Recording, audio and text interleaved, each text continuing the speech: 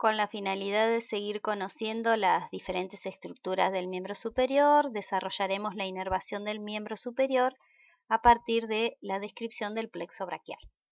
Primero definamos lo que es un plexo.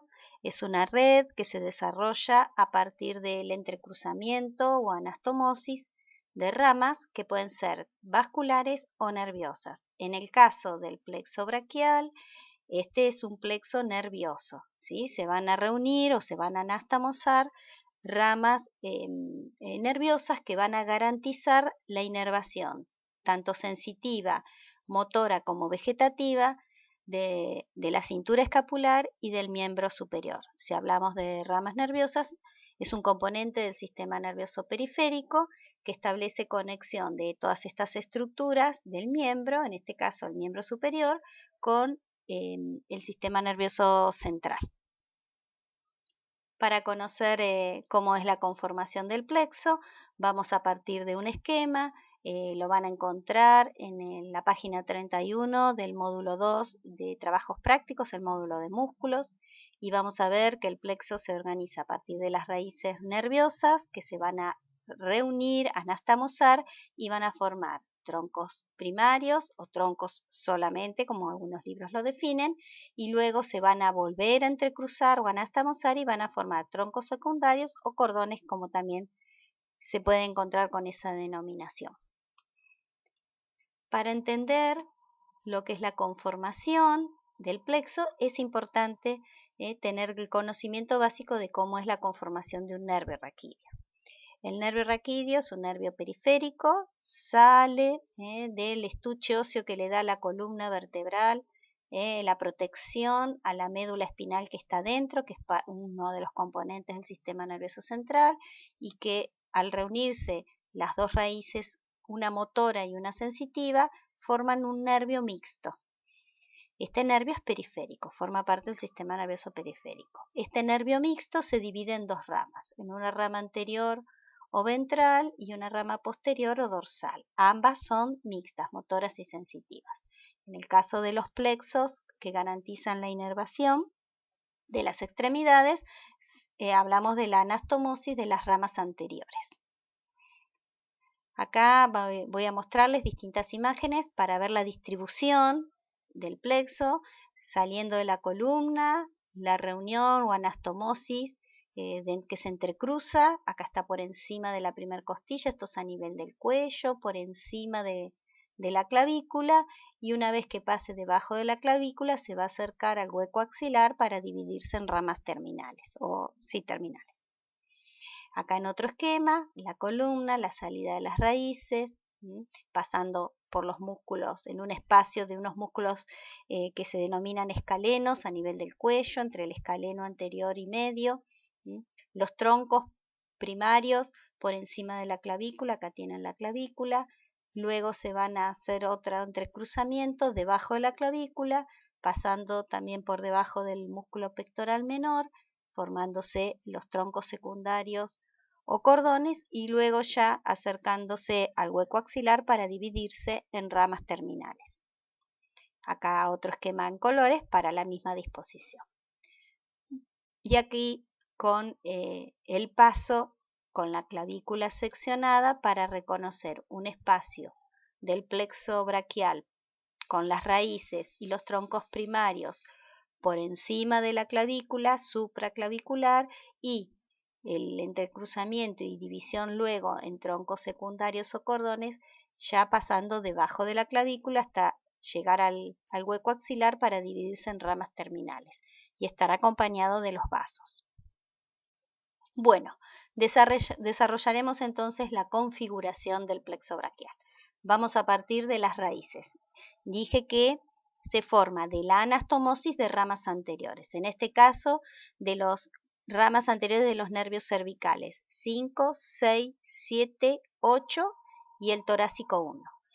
Uno habitualmente habla de C5, C6, C7, C8 y T1. No son vértebras, sino son nervios, raíces nerviosas. Dijimos que el plexo era la reunión de entrecruzamiento de ramas, anastomosis. ¿Cómo se van a reunir? C5 recibe una rama de C4, C4 pertenece al plexo cervical, C5 y C6, una vez que recibió C4, C5, forman el tronco primario superior.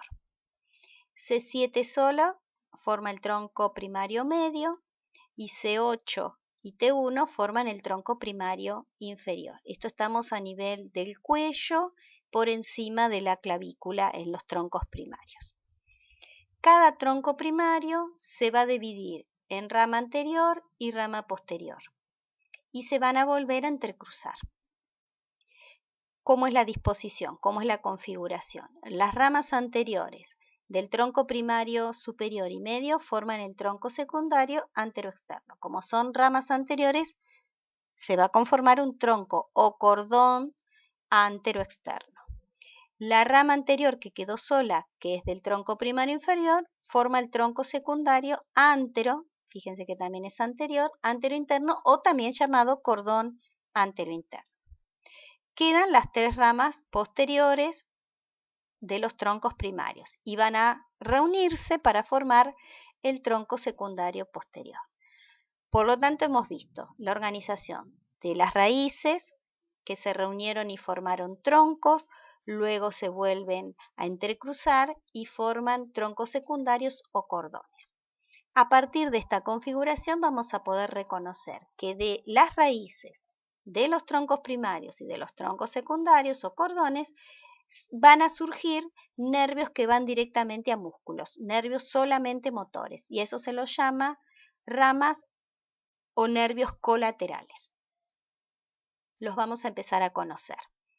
De C5, de la raíz de C5 que recibió C4, va a surgir un nervio que se llama dorsal de la escápula, que inerva dos músculos que ustedes ya conocen, el angular o elevador de la escápula y el romboides. Todos estos nervios que van a aparecer seguramente van a inervar músculos próximos a la columna vertebral y que ya hemos conocido como músculos que unen el tronco y la cintura escapular, y otros músculos que los categorizamos como aquellos que unen la cintura escapular y el húmero. Bueno, por lo tanto, de C5 encontramos la primer nervio colateral motor para dos músculos, angular y romboides. Y la segunda rama colateral o nervio colateral se forma de la anastomosis de C5, C6 y C7, es el nervio torácico largo que inerva el músculo serrato anterior. De las raíces no hay más ramas colaterales. De los troncos primarios surgen dos ramas colaterales que son exclusivamente del tronco primario superior. Es el nervio del músculo subclavio y el nervio supraescapular. Este nervio supraescapular inerva a dos músculos, el supraespinoso y el infraespinoso. De los demás troncos primarios, o troncos solamente llamados así, no hay ramas colaterales, solo del tronco primario superior. Y de los troncos secundarios o cordones surgen las siguientes ramas colaterales. Del secundario posterior, las tres ramas posteriores motoras, el nervio del subescapular superior para la porción superior del músculo subescapular, el nervio tóraco-dorsal o nervio del dorsal ancho para el músculo homónimo y el nervio subescapular inferior que inerva a la porción inferior del músculo subescapular y al músculo redondo mayor.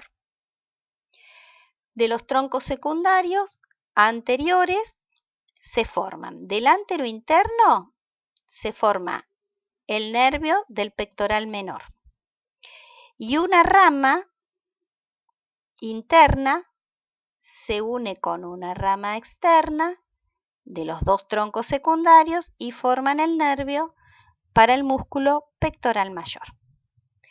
De esta manera damos finalizada la primera parte de la conformación del plexo braquial.